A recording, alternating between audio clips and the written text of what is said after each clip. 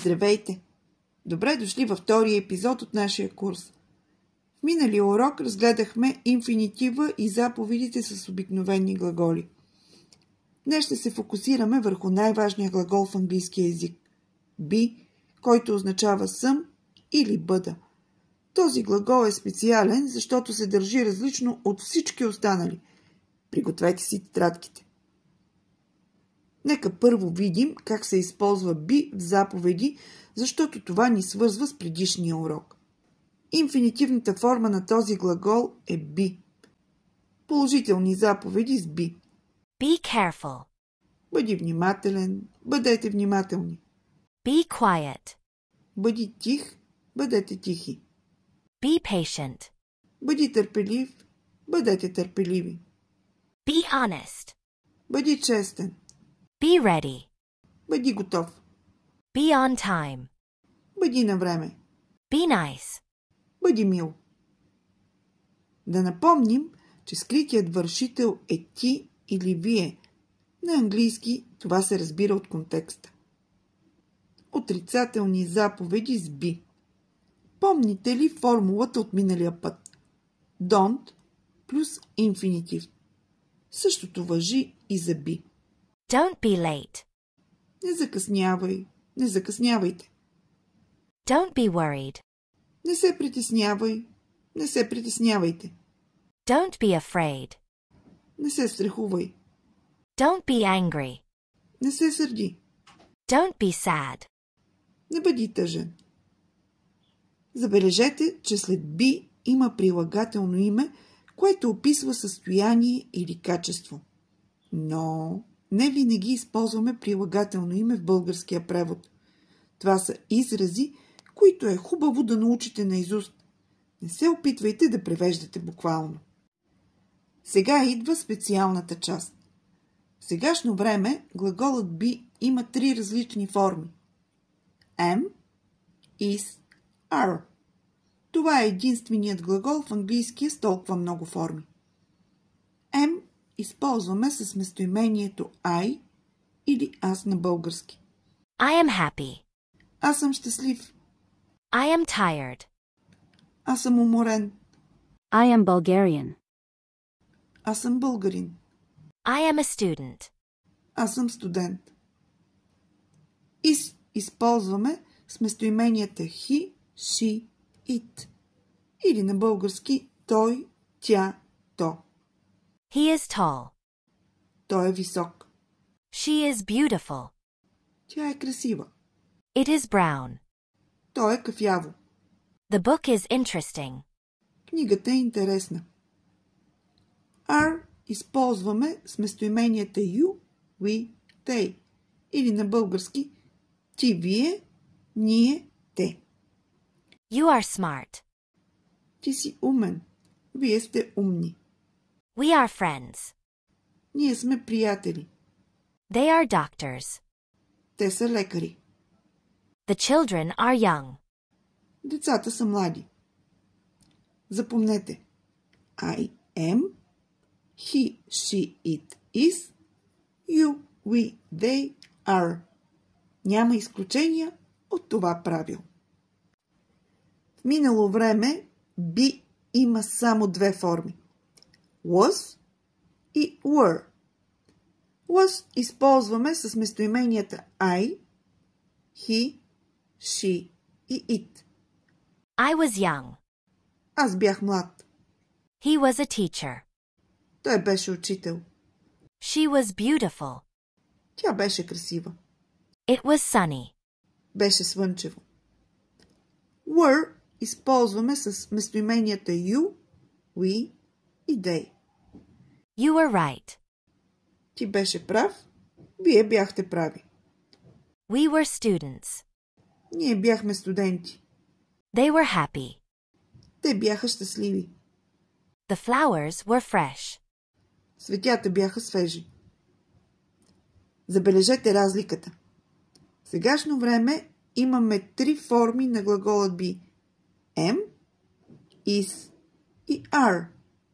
Но в минало те са само 2. Was и were.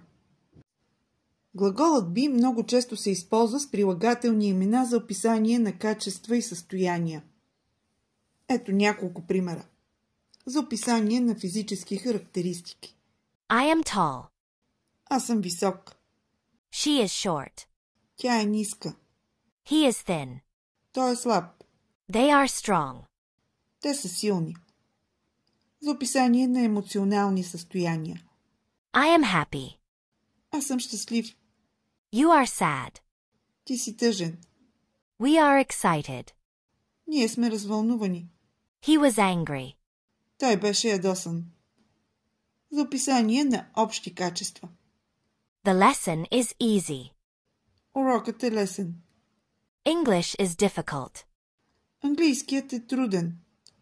The weather is nice. Времето е хубаво. The food was delicious. Храната беше вкусна. За цветове. The car is red. Колата е червена. My eyes are blue. Очите ми са сини. The grass was green. Тревата беше зелена. Запомнете. Be плюс прилагателно име за описание на качества. Много важна употреба на be е за показване на местоположение. Къде се намира нещо или някой. Още няколко примера. В дома. I am at home. Аз съм вкъщи. She is in the kitchen. Тя е в кухнята. The keys are on the table. Ключовете са на масата. He was in bed. Той беше в леглото. В града. We are at school. Ние сме в училище. They are in the park. Те са в парка. The bank is on Main Street. Банката е на главната улица. I was at work. Аз бях на работа. По света. London is in England. Лондон е в Англия. We are in Bulgaria. Ние сме в България. They were in Italy. Те бяха в Италия. The meeting is in the office. Срещата е в офиса. Запомнете и няколко важни предлози за местоположение. In използваме, когато говорим за затворени пространства, градове, държави. In the room, in Bulgaria. On използваме за повърхности. On the table, on the street. At, когато говорим за конкретни места и локации. At home, at school, at work. Сега нека разгледаме как образуваме отрицателни и въпросителни изречения с be. Това е много важно, защото ще ви трябва постоянно в разговори.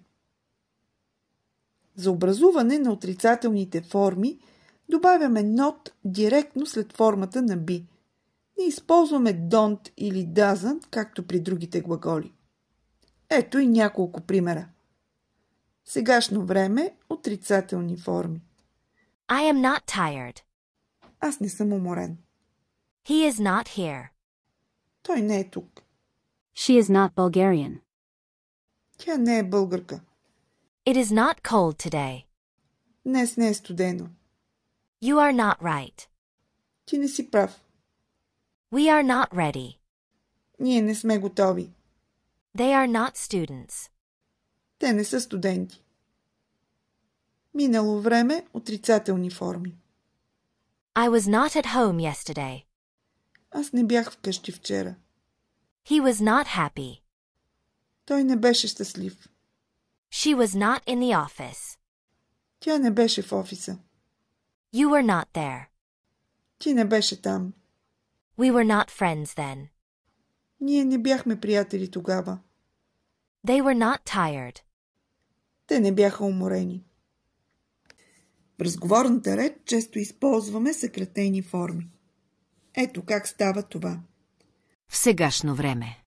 I am not. I'm not. You are not. You aren't. You're not. He is not. He isn't. He's not. She is not. She isn't. She's not. It is not. It isn't. It's not. We are not. We aren't. We're not. They are not. They aren't. They're not. И в минало време. I was not. I wasn't. You were not. You weren't. He was not. He wasn't. She was not. She wasn't. It was not. It wasn't. We were not. We weren't. They were not. They weren't. Когато искаме да зададем въпроси с be, поставяме формата на глагола в началото на изречението преди подлога. Това е много различно от българският език. Ето няколко примера за въпроси в сегашно време. Am I right? Прав ли съм? Is he at home? Той вкъщи ли е? Is she your sister? Тя сестра ти ли е? Is it expensive? Скъпо ли е? Are you tired? Уморен ли си? Are we late? Закъснели ли сме? Are they doctors? Лекари ли са? Въпроси в минало време. Was I wrong? Сгреших ли? Was he here yesterday? Той тук ли беше вчера? Was she happy? Щастлива ли беше тя? Were you at school? В училище ли беше? Were we friends? Бяхме ли приятели? Were they ready? Те готови ли бяха? Когато някой ви зададе въпрос с be, може да отговорите и кратко. Are you tired? Yes, I am. No, I'm not. Is she at home? Yes, she is. No, she isn't. Were they students? Yes, they were. No, they weren't. Едно много важно правило. В кратките отговори винаги използваме пълната форма в положителните отговори. Yes, I am, а не yes, I'm.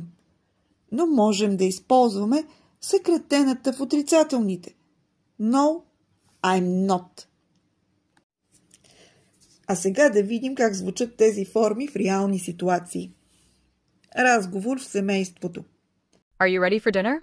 No, I'm not. Готов ли си за вечеря? Не, не съм. Is Dad at home? Yes, he is. Татко вкъщи ли е? Да, вкъщи е. Забележете превода. Не превеждаме буквално и не казваме да, той е. На работа. Is the meeting today? No, it isn't. Срещата днес ли е? Не, не е. Are you busy now? Yes, I am. Заед ли сте сега? Да, заед съм. Отлично! Днес научихме как да използваме be в заповеди.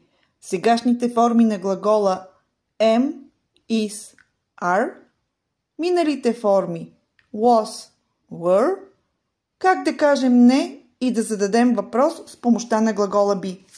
Някои практически примери, свързани с употребата на be. Вашето домашно. Всеки ден описвайте себе си и заобикалящата ви среда с помощта на глагола be. Например, I'm tired. The weather is nice. I'm at home. В следващият епизод ще си говорим за местоимения. Ако клипът ви е харесал, абонирайте се за канала. Благодаря ви за вниманието и до скоро!